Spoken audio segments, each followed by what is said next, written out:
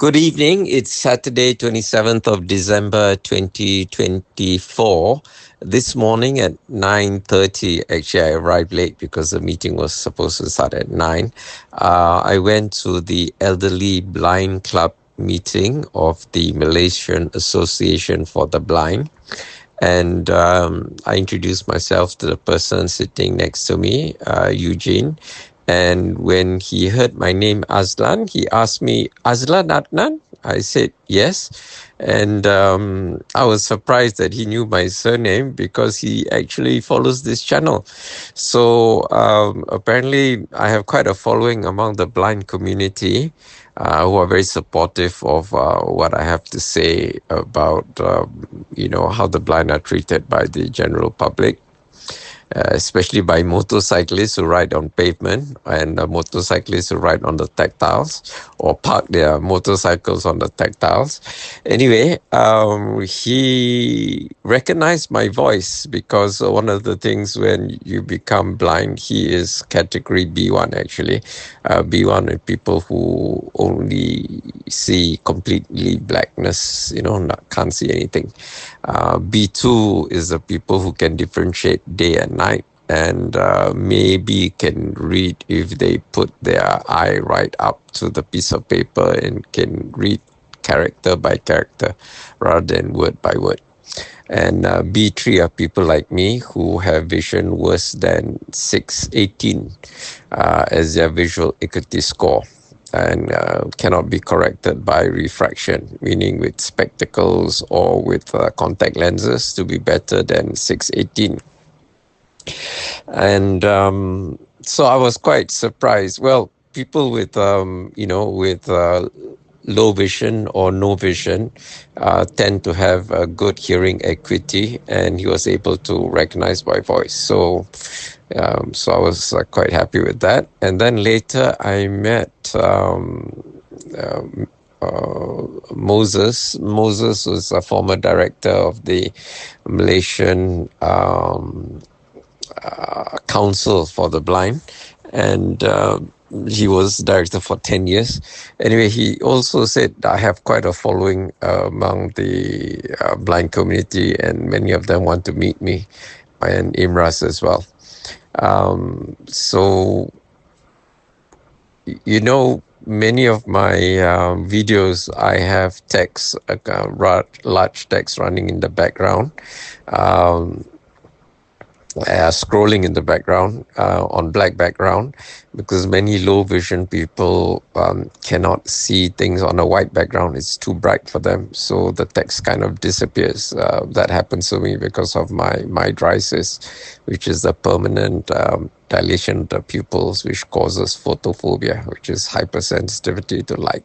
So because we're hypersensitive to light, the light is super bright. And to use the phone or my iPad, I use dark mode where the background is black and the text appears as white. So they're very appreciative because there are not many things that low vision people can read.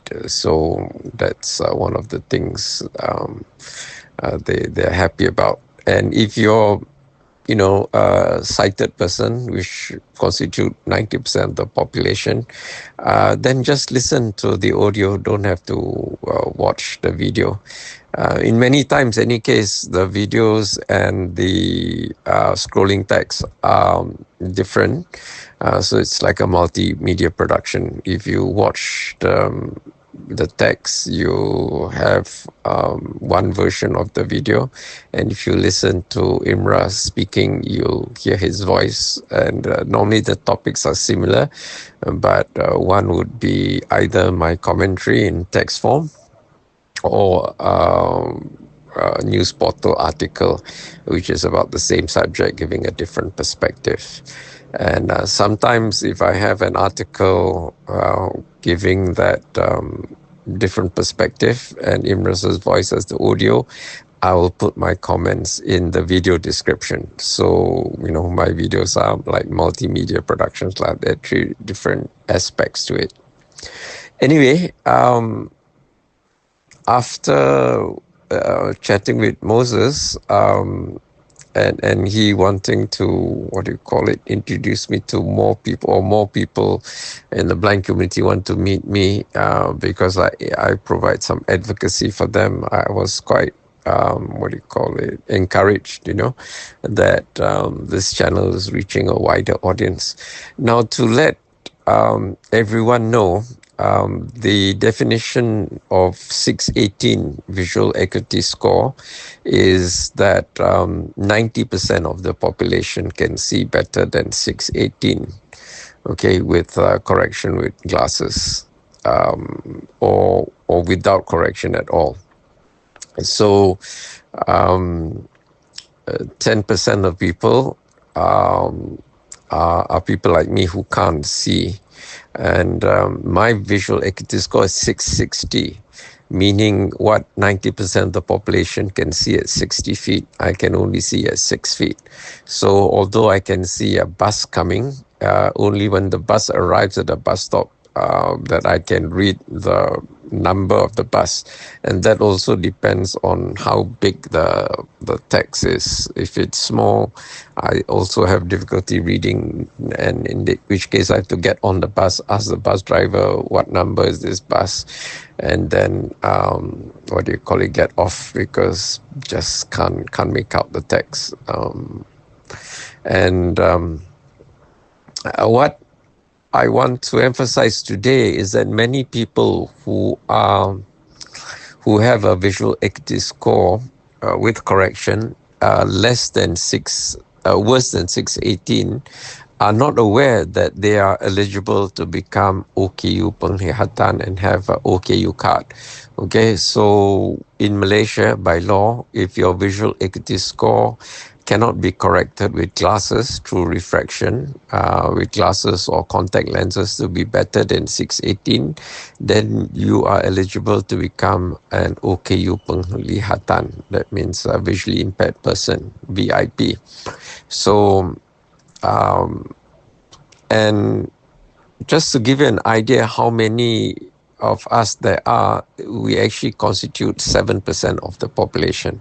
So the whole BVI, blind and visually impaired community, consists of 10% of the population, because by definition, 618 and better are 90% of population, and the cutoff point by law is 618. So that 10% of us who see worse than 90% of the population, and between and 1% of the population are people who are completely blind. Actually, 1 to 3% of the people are completely blind, or category B2, can only differentiate between day and night. Because sometimes people wake up one day and they are B1, they wake up another day they are B2. Okay, so it's not a hard and fast definition, because people have various eye conditions, and sometimes some days they are better than others. So the whole group of B1 and 2 and B2 should be taken together as 3% of the population. So many people are in the 7% population. And it's also sad that they are not aware that they're eligible to become OKU penglihatan, because nobody tells them. Okay, you have to be connected to the blind and visually impaired community before you can get advice. So I found out that I was eligible to become OKU penglihatan by accident, because I met an optometrist who happened to have worked with the low vision unit of HUKM for 20 years, and she was quite a senior optometrist and a former president of the Malaysian Association of Optometrists. So she was the one who told me, you can get OKU penglihatan card. These useless dungus at the ophthalmology department of UMMC. I've been going there since April 2017. So that's 7.5 years. Never once told me that I was eligible for an OKU penglihatan card. I don't have much respect for ophthalmologists, eye surgeons. They are like carpenters with only one tool, a saw. Everything also want to potong. If they can't potong, then they badmouth. They're very arrogant. They have intellectual arrogance. So as a profession, there's a lot of agnotology also in ophthalmology. I think of all the medical and health-related professions, dentistry is the one that has the least dogma, because in dentistry, one of the things they learn at a very early stage of their training is that there are 100 ways to skin a cat. Many ways to skin a cat. So dental problems can be solved by many ways, whether you prioritize structural integrity or cosmetics, So it depends where the teeth is, whether you put a different type of filling or put a veneer or whatever, or do an implant.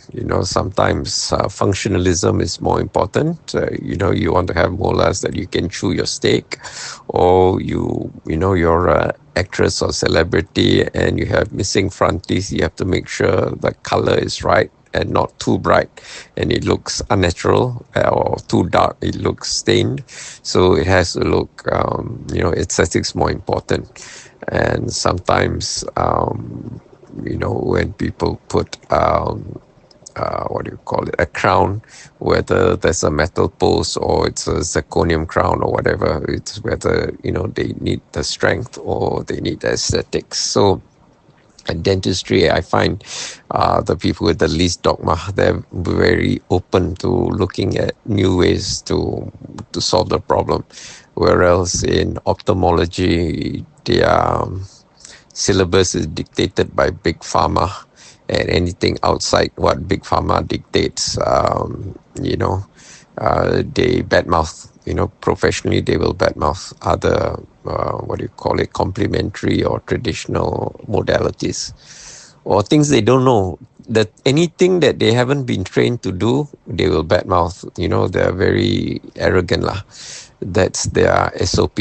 And this goes back to 1910 with the Flexner report by Alexander Flexner, was commissioned by the Carnegie Foundation to have a look at medical education in the US, because before 1910, before the report came out, anybody can open a medical school in the US. And his report regularized or regulated medical education, and closed down a lot of the medical schools. And the American oligarchy or plutocracy put their proxies as members of board of governors at university medical schools, and they control what the syllabus is. And until today, you have things in the clinical practice guidelines, which are actually dictated by Big Pharma and not by science. Metformin is one of them. I've spoken about metformin at length. This is a medication for diabetes.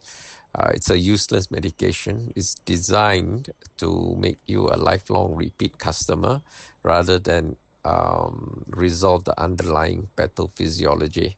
Because for Big Pharma to maximize profits, and anybody who's done a MBA would have done case studies on the big pharma companies. So to maximize profits, you make the patient a lifelong repeat customer. So they don't solve the underlying pathophysiology. Instead, they help you manage your problem, manage your blood glucose level. Actually, blood glucose level is not diabetes, it's a symptom of diabetes. The actual problem is that the sugar is not getting into the cells of your body, because sugar or glucose is the fuel that runs every cell in your body. So because it can't get to the cells, it remains in the blood. So by reducing the amount of glucose in the blood doesn't solve the problem. The problem is the glucose still not getting to the cells. And the reason why it's not getting to the cells is because of lipids, of small fat molecules in muscle tissue. They're called intramyocellular lipids. So because they can't get into the cells are starved of fuel and they die. So depending which cell is the one that dies, it will manifest as different diseases or medical conditions.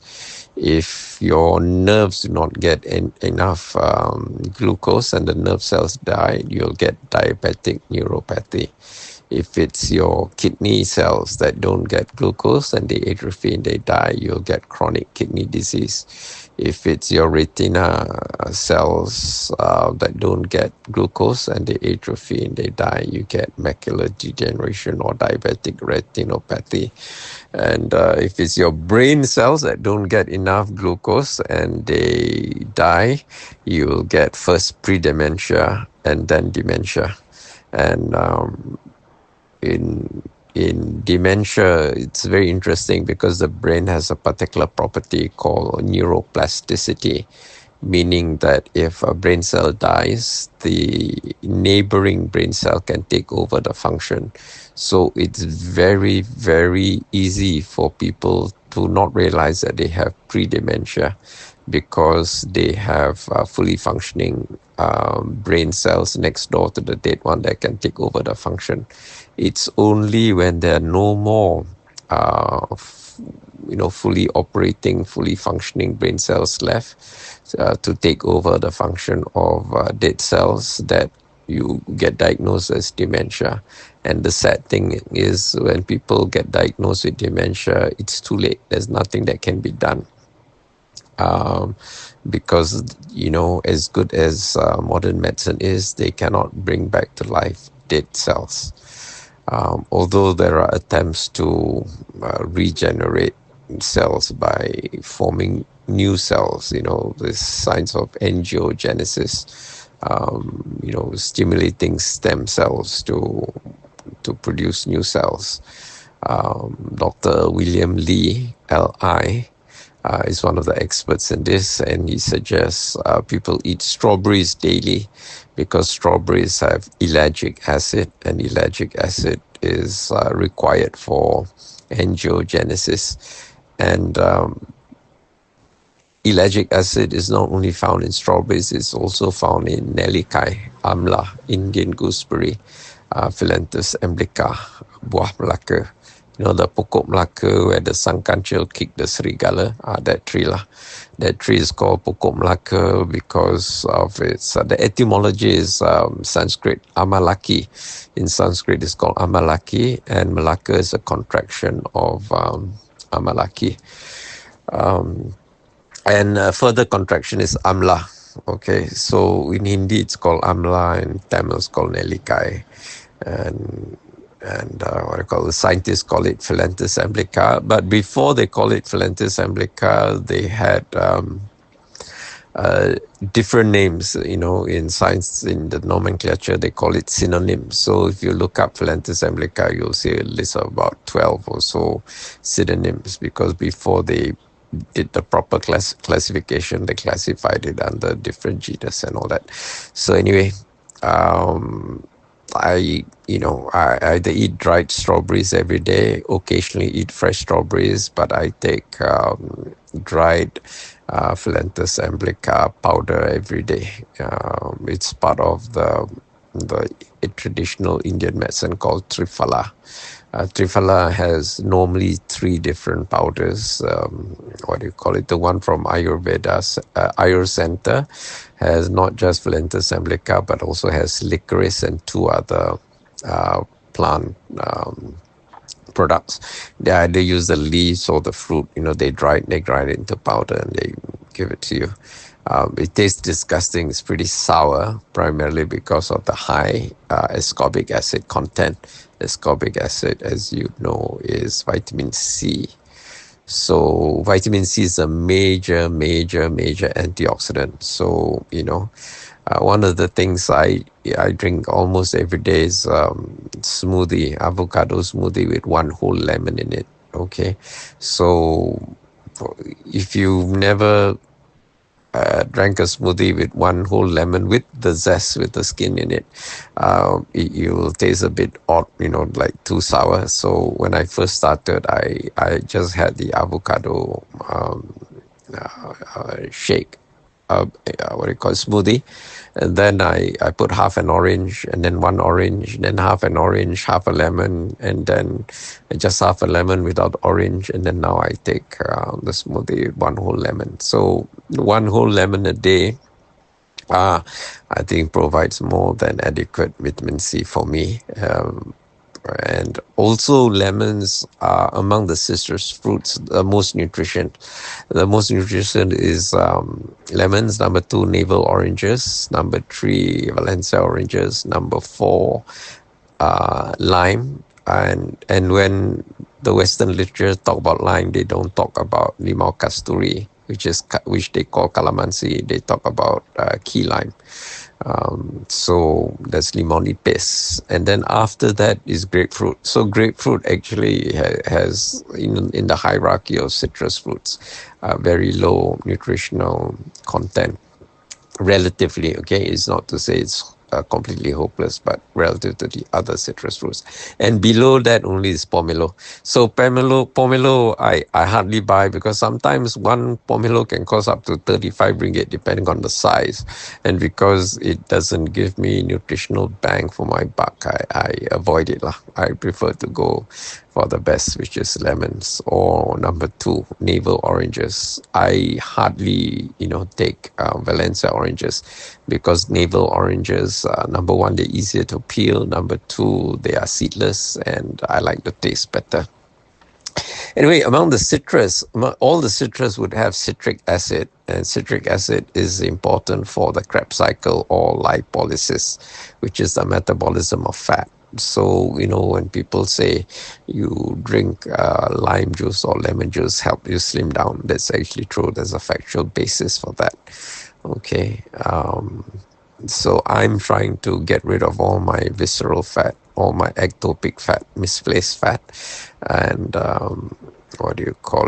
to get rid of my diabetes. So if there are no more intramyocellular lipids, I won't have insulin resistance, and my diabetes will go away.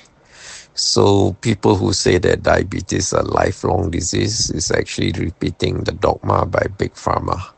Okay, it actually can be reversed. There's a whole methodology for it. You can read it in the book called Mastering Diabetes by Cyrus, Khambatta, and Bobby